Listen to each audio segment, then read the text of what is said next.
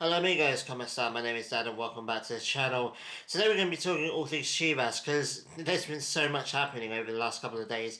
And in fact, I think it all happened within one day. So obviously it happened on on a week actually when I was doing day shifts at work, so I couldn't react to it as quickly as I could.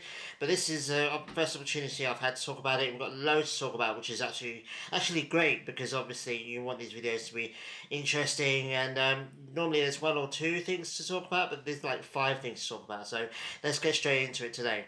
So obviously the first thing I want to talk about is the new home shirt. I love my football jerseys, and the new home shirt has been released. It's been announced. It's officially out now, and yeah, there's mixed feelings about it. To be honest with you, I think the actual design's pretty decent. It's actually a decent design, but there's way too many sponsors, man. It's starting to get a little bit stupid now. Obviously, you see Leon and a couple of other, maybe Pachuca as well, absolutely spamming their jerseys with sponsors. I think there's four on the back and five on the front in this one. Chivas normally do quite well with their shirts. They normally keep it quite minimum, but this one, man, they've gone all out. Whether it's to get more money, obviously the more sponsors you have, the more money you have. So maybe it's a money thing.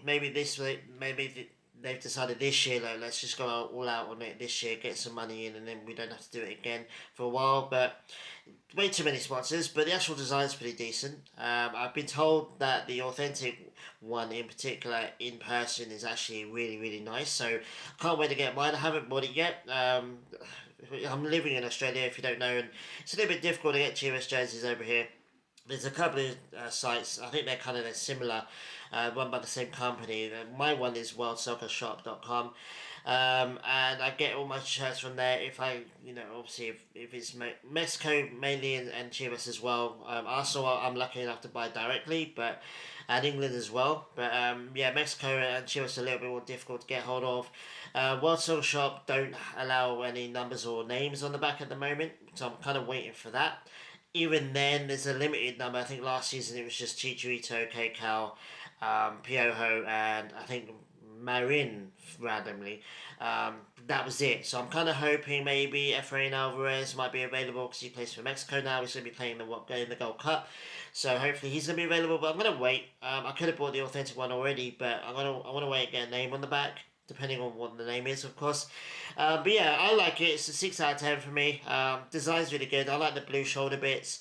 Yeah, the actual design's really nice. It's just way too many sponsors, and I feel like that's a monetary thing. I think we've gone all out on this season, get a little bit more money injected into the club this season. But yeah, it's a shame, but it is what it is. Let me know what you think about it. A lot of people have really strong opinions, good or bad. Mostly bad, I think, from what I've seen. People just don't like the sponsors, and that's fair enough. But it's the reality of Mexican football right now. So I've learned to accept it. It is what it is. I'm still gonna get it. I'm a collector, so this is New Jersey season for me. There's three Arsenal shirts coming out. I've got one already, and then there's two Chivas jerseys as well. Obviously, the third one comes out in January. So yeah, let me know what you think about it, and we'll have a conversation about it in the comments. And look, let's get into the nitty gritty of it, man. There's loads of transfers going on, players coming in, players going out. We all kind of knew it was going to come. Didn't expect it all to happen in one day. It's been a crazy. I mean, to be fair, it's like almost 2 days ago for me now, as of recording. But yeah, all within like a 24-hour period, loads of things happening. Obviously, Richie Ledezma is the first name on the transfer list. Obviously, we got him on a free from PSV. Luckily enough, his contract didn't run out to the 30th of June, but apparently we managed to get him a little bit early, which is fine. PSV obviously didn't see the point in keeping him around a couple extra weeks for no reason. He obviously wants to come in and do pre-season with us, so fair enough. We got him in now. I think he's a really good signing, right back on midfield. I was kind of hoping we'd have him in midfield because then Bertrand has left. Pocho as well, but I'll talk about him in a minute. So we're looking like a little light in midfield, in my opinion. And I think he could come in and fill that spot. But Alan Mozo could be leaving. We'll talk about him in a minute. So maybe he plays a right back along with Gomez. We'll have to wait and see. But yeah, I'm really happy with it, to be honest with you. First two transfers out of the way: Efra Alvarez and Richie Ledezma. two really good signings, you have to say. They're really good young players. Richie's obviously proven in European level. Obviously, don't know why he wants to come back to Mexico, but um, maybe he just feels more comfortable there. But I think it's a two really top young players that if we can get the best out of them, if we can do some success with them, maybe they can then springboard and then move back into Europe for Ledezma and into Europe for Efra. But yeah, I'm really happy with those two moves. To be honest with you, good attacking moves, midfield moves. I mean, Ledezma can play right back as well, so defensive, I guess, as well. Yeah, really good. That's great. That's the good news. That's the good part for me about this transfer window so far out of the way. So we're going to get into a little bit more negative stuff right now, so let's get straight into it. The first one I'll talk to you about is Castillo. Obviously, we loaned him out to Pachuca for the Club World Cup. For some reason, they've decided actually that it's okay, you can go back to Chivas. No complaint from any Chivas fan whatsoever. Castillo is one of our best defenders, in my opinion. Doing really well. One of our best signings of late, to be honest with you, I think. I think that's fair to say.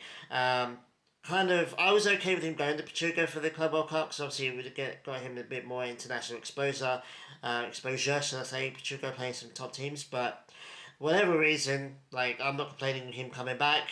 We need him. He's gonna do preseason with us. He was part of the um, media stuff for the jersey launch as well. So yeah, fair enough. It is that's not actually that bad of a thing. So really good to have him back.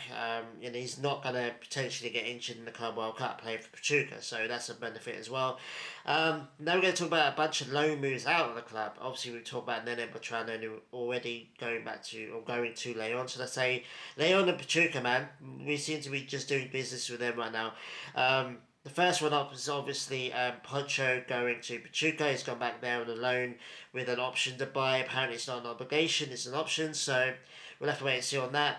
At first, look, I'm devastated to be honest with you. Pocho is one of my favourite players, if not the best, my favourite player in the team, or one of anyway. I've got a figurine of him up there. I've got obviously some jerseys with him, so that's proof of that. No signed or match worn shirts yet though, which is annoying, but it is what it is. But yeah, he's one of my best players, one of my favourite players, should I say. Captain, he should never have got rid of the captaincy for Chicharito. I think he's a captain material. He's the leader on the bench as well as in the locker room. So it's a big miss.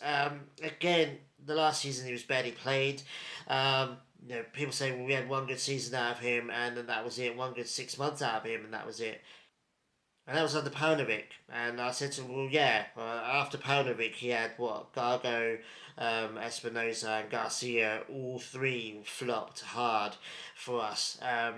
Gargo jumped ship too early. He's now at Necaxa. That's going to be my new hate watch. But yeah, Espinosa was just not good enough, and Garcia just mentally or emotionally just couldn't handle the league and just flopped as well. So you kind of think, well, the coaches haven't been great. The one good coach that he has had, who's basically dragging Oviedo through to La Liga, hopefully. I can't believe Santi Cazorla is playing with under Paunovic. It's crazy, but hopefully Oviedo goes to La Liga, which is going to be cool.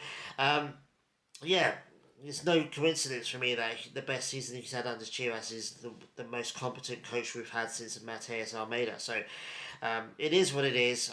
He's 30 years old now. Kind of really had time to really think about it and kind of take my bias away from it. He's 30 years old. He was barely playing last year. We've taken a really, really obvious and clear step in younger players now. And, would he be relegated to the bench? He needs to play, and he's going to play at Pachuca. He's going to be one of their best players. He walks in as one of their best players, in my opinion. I don't know 99. I don't know 100% of Pachuca's squad, but I know how good he is, and I think he walks in there and maybe takes the captaincy. I don't know. He's 30 years old now. We've taken the step into the young players, direction. Maybe it's best for both if he leaves. And maybe they don't buy him at the end of the season. He plays a whole bunch of them games with them, should I say, and he does really well. Maybe comes back. Who knows? That's still an option. Or maybe he plays really well and he pays. They pay him. They pay for him is what I'm trying to say. So yeah, it's up in the air at the moment. He could come back, but I'm pretty sure he's going to stay with Chuga. The next one is obviously Luis Gabriel Rey going to Puebla, the centre back. That one's a bit of a. I don't like this one, to be honest with you. He's a centre back. We're a little bit dodgy with our centre backs. Tiba's relatively alright. Tiba kind of consistently performs at like a 5 or 6. Sometimes he plays out of his skin. Sometimes he has terrible games. He's not really. He's consistently okay. He's never really brilliant, and he does make mistakes every once in a while. And I think we absolutely could have and should have kept him in the squad. And having said that, he's probably going to play a lot with Puebla, and it gets him a lot of guaranteed first team development. So if it's just an option, apparently there's no obligation. It's just a loan, and that's it. So yeah, like if he plays well with them, develops really well, he comes back in January. I think the loan is only till January. Let me know in the comments if it's a year. I can't remember, to be honest with you. But whether it's a 6 month or a 12 month loan, when he comes back, he's going to be better than now. So we just gotta have to lump it. But I just feel like we're a little bit light in centre back position, and I think he's the player I think that should have come in and started challenging for a first team centre back position spot. But we'll have to wait and see on that one. Another one that really hurts me, it looks like we're going to get Alan Mozo on a loan move to Club Leon. Another player going to Leon. Apparently, there's going to be a loan with an option to buy again. Apparently, the clubs have all agreed, but apparently Mozo wants to stay. He loves Chivas. You can tell he loves Chivas in a way that maybe Pocho doesn't, or some of these other players, maybe even Neno Bertrand has come out and talked shit about us lately. So Mozo genuinely looks like, I mean, from the footage and stuff, obviously it's all fabricated to an extent, but he does seem to really, really love the club, and apparently the thing is that he doesn't want to go. He wants to stay at Chivas and fight for his spot. But if we are going to play Ledezma at right back, we've got Gomez as well, who's doing brilliantly for us as well. Rotating them two makes more sense than having Mozo, who's 28 years old now, is getting on a little bit. But I love Alan Mozo, and I would have him stay, as well as Pocho, to be honest with you. But we're taking a step in the young player direction now, and I think Mozo is starting to be phased out. And I think they're looking more towards, if we can sell, if they do well in the Pocho, and if Pocho and Mozo get loaned out, do really well, and we can get a decent amount for them next year, then I think that's what they want to do. So it is what it is. I don't like it, to be honest with you. I love Mozo and I love Pocho, and I don't want to see them leave the club, but given their age, given the direction we're going in, given the players we've already signed, it kind of makes a little bit sense. Mozo leaving makes more sense to me than Pocho's leaving, to be honest with you. Because, Ledezma's, I would say now, if we let Mozo go, then Ledezma's 100% going to be playing at right back, which is an established position for him. He also plays midfield, and I was kind of hoping that he could plug that Nene Beltran gap in the midfield, but we'll have to wait and see. But hopefully get all of these moves out of the way so then we can get Brian Gonzalez. Apparently we're superbly in for him. Apparently all of these players are supposed to be in exchange for him, whether it's direct or not, or they're separate deals, I don't know. But he's absolutely a top class player, hugely underrated in my opinion, doing brilliantly. He's obviously he's going to be obvious. He's the obvious Mateo Chavez replacement at left back. I think if we can get him in for a decent price, I think that's going to be top quality. And I think I think the whole point of getting Mozo and Nene as well as Pocho to Pachuca, you kind of establish that you're gonna you're getting 3 players off us. The Pachuca group or whatever they're called. You get 3 decent players of us. You're not paying anything right now. Maybe wages, but that doesn't matter. And can we just have this player for a little bit less than maybe you would have sold him, because we're giving you essentially 3 players in return.